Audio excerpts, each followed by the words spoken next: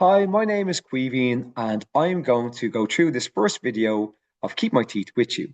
Why mouth care is important. Mouth care is important because it helps us stay healthy. Oral health is part of general health. Indeed, I can't be healthy if my mouth's not healthy. Oral health lets us do certain things that are important, like eating the food we like, tasting and enjoying that food. It also lets us smile, communicate, and express ourselves with confidence and dignity. It also helps us participate in the world around us so as we can interact with friends, with strangers, with confidence and dignity. Oral health is maintained through mouth care, and when mouth care is neglected, we can get problems. For example, bad breath, pain that can be difficult to interpret and report, infection that can lead to abscesses and even facial swellings. Oral disease can also lead to tooth loss, difficulty eating and chewing. It can lead to behavioral changes, and ultimately, it can impact our quality of life. What's important is that we maintain oral health so as we can have positive social interaction and participation with respect and dignity. For people with disabilities, oral health is extra important. Research from Ireland shows that people with disabilities have more untreated tooth decay. Even when tooth decay is treated, dentists like me pull teeth out instead of fill them for people with intellectual disabilities. People with disabilities also have far more gum disease than the general population, up to 7 times more in Ireland. That's because of difficulties getting their teeth cleaned. Oral disease can have a negative impact on general health, which quite often is already impaired for many people with disabilities. We can see an increased risk of pneumonia when people's mouths aren't healthy, an increased risk of diabetes, of cognitive health, an increased risk of stroke and dementia when our mouths aren't clean and healthy. We can also see an impact on heart health and our risk of cancer.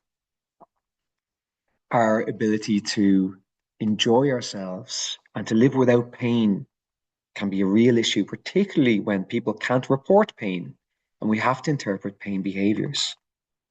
If oral disease occurs for somebody with intellectual disability, we know that access to care is far worse. It's hard to get the right dentist. Waiting times can be increased, and when treatment is provided, it often leads to restrictions of movement, loss of bodily parts, ethical complexities, and ultimately a worse outcome. In short, when people with disabilities get oral disease, it's much worse.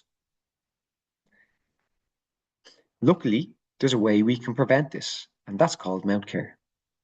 Mouth care is the term that we use to cover keeping the mouth clean, moist, comfortable, and healthy. It includes cleaning the lips, the tongue, and all the linings of the mouth. And it's a very important part of care. Ultimately, what we want to do is to support the person so as they can be healthy, independent, and maintain their participation in the world around them for life. Mouth care is more than just toothbrushing. Yeah, our training here focuses on toothbrushing and mouth care plans, but there's many other activities of mouth care that are important for carers to consider. For example, keeping a dry mouth moist, looking after dentures, cleaning in between the teeth with things like floss, or using mouthwashes if that's what's needed.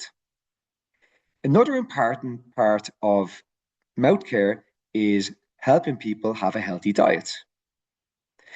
As well as this, mouth care involves checking from time to time to see if there's any problems in the mouth. We can help support this by doing mouth care plans and ultimately accessing a dental service if that's needed.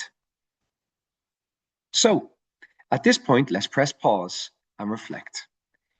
Look in your workbook. What is the most important thing that you've learned so far? Write that in the space available. When you're ready, press play and we'll move on to the next activity.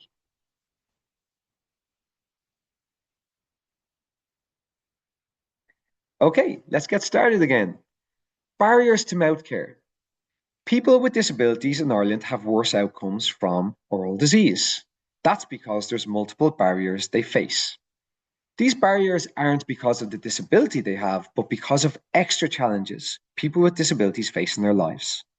Now we're going to explore some of these barriers and start to think about some solutions that you may have in your work. I like to think of barriers to mouth care across a number of levels. For example, those levels may include at the person level, the carer level, the environment, and the system. You'll see space to jot down your barriers in your workbook. At a person level, people may not like the feel of toothbrushing or a toothpaste, and the solution may be looking for alternatives. People may also find it difficult to understand or tolerate getting their teeth brushed. So a solution may be helping someone understand or breaking the task down into smaller steps or some other type of adjusting your approach. We'll look at more of that later. Another barrier may be physical limitations. A person may not be able to hold a toothbrush or open their mouth. And we may need to think about modifying the handle or the brush to facilitate this. At the carer level, you face barriers to support people maintain their oral health. I don't know what your barriers are, but I can give you examples that I see often in my practice. Carers often lack confidence and training in mouth care, and hopefully this training will help address that. People may also find uncertainty about whether or not the person is comfortable. We may need to think about ways in which we can assess people's comfort and consent for toothbrushing to address this. And we brush teeth in the real world, where we're all under pressure from a time perspective and a million other competing priorities. It's important that we recognize this real world and see how we can come up with solutions that are respectful and realistic. From an environmental perspective, sometimes we need to access the correct space, the correct time, the correct person, the correct tools. And these can all be a challenge. At the system level, there are many barriers that I see in my practice towards mouth care for people with disabilities. Many services may lack clear policies or documentation processes for mouth care. I wonder if you're aware of your local policy and documentation processes. There may be limited access to dental services, and a real challenge can be how we can fix the systems of working between care and dental systems to address this. Ultimately, we're dealing with culture and what the priorities of care involve. Hopefully, this training will let you reflect on solutions to this to try and prioritize oral health as a core care activity. Okay, over to you. Let's pause and reflect. In pairs, I want you to discuss what two barriers are most important to you in your experience of mouth care in your work.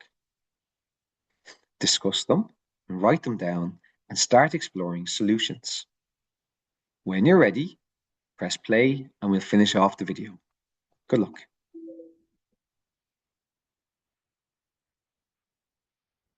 Okay, welcome back.